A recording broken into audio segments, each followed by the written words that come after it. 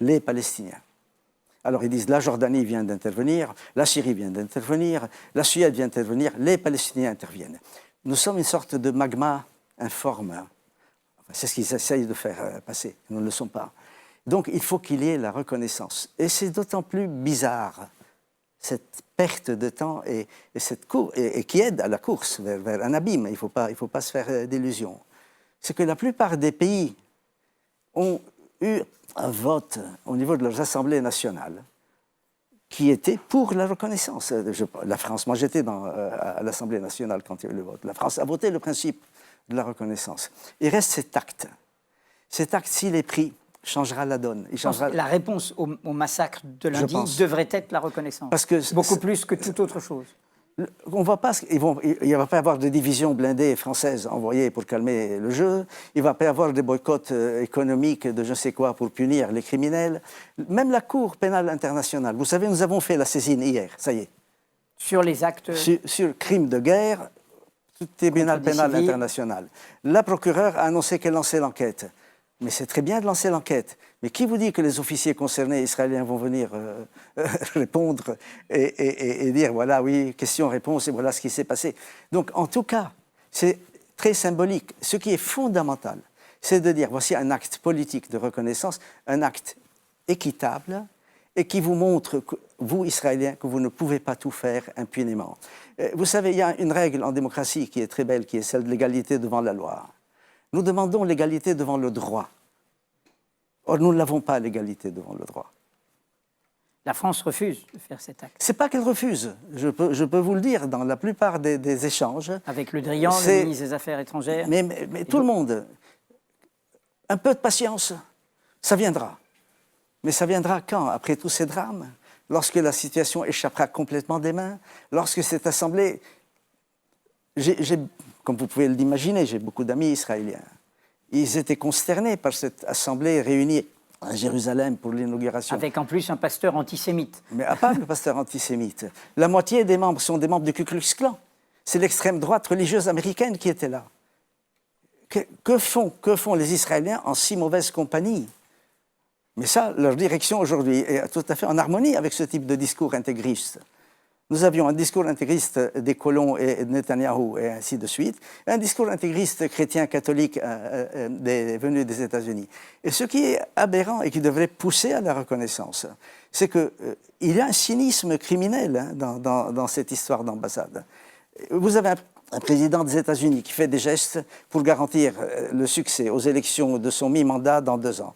Et vous avez un Premier ministre qui pousse à la chose avec l'espoir d'échapper précisément à l'enquête. On a parlé de Olmert qui avait passé quelque temps dans les prisons israéliennes, mais il y a une énorme enquête concernant Netanyahou. M. Netanyahou, de corruption. Et regardez où nous allons. Non, la situation est extrêmement grave et il faut le dire même, surtout aux partisans de la Palestine, aux gens solidaires, la direction palestinienne aujourd'hui est démunie. Elle est démunie. Et nous, ce que nous proposons à l'UPR, c'est ce que nous avons d'ailleurs dit par un communiqué de presse, ce que j'ai écrit d'ailleurs dans le dossier que j'ai publié, c'est que la France devrait commencer par reconnaître diplomatiquement l'État de Palestine, l'État palestinien. L'État palestinien, la souveraineté de l'État palestinien a été proclamée par le Conseil national palestinien en 1988, de mémoire.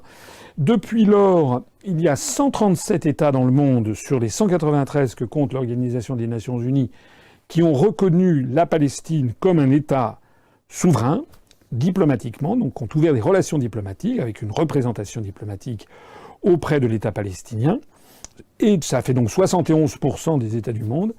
Et puis 29% des États du monde, c'est-à-dire 193 moins 137, eh bien, donc ça fait à peu près 56 États dans le monde, essentiellement les pays de l'OCDE, c'est-à-dire les États-Unis d'Amérique, les pays, le Canada et un certain nombre de pays d'Europe de l'Ouest, plus le Japon et la Corée, plus un certain nombre d'affidés des États-Unis, eux n'ont pas encore reconnu l'État palestinien. Alors, moi, je ne vois pas pourquoi il en est ainsi.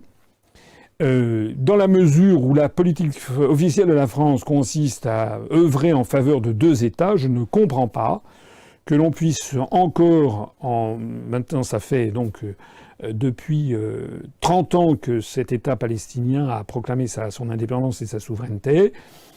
Je ne comprends pas que la France continue à entretenir une relation diplomatique avec l'État d'Israël et refuse d'en avoir avec l'État palestinien.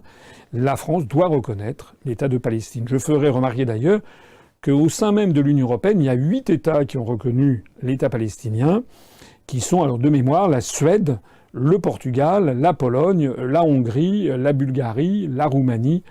Je dois peut-être en oublier la République tchèque et la Slovaquie. J'en oublie peut-être encore un. Voilà. La Russie, la Chine, l'Inde, la quasi-totalité des pays d'Amérique latine, d'Afrique, du Moyen-Orient et d'Asie reconnaissent l'État palestinien. Donc tant qu'il n'y aura pas ce sentiment d'égalité et de traitement entre les deux parties, déjà on ne pourra pas avancer beaucoup. La deuxième chose aussi à laquelle je pense, là pour cette affaire en ce moment, je pense que la France, étant membre du Conseil de sécurité des Nations Unies, devrait prendre l'initiative, alors à la fois de soutenir, là il y a une demande d'enquête internationale qui a été faite, mais qui a été bloquée par les États-Unis, donc la France pourrait soutenir une proposition qui avait été faite par le Koweït au Conseil de sécurité il y a quelques jours.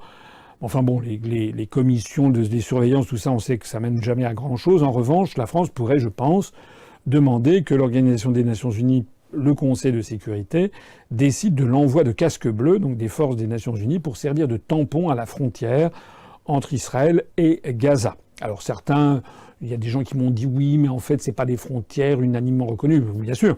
Mais les casques bleus ne sont pas forcément placés là où il y a des frontières juridiquement reconnues. Ils sont là pour servir de tampon entre les belligérants.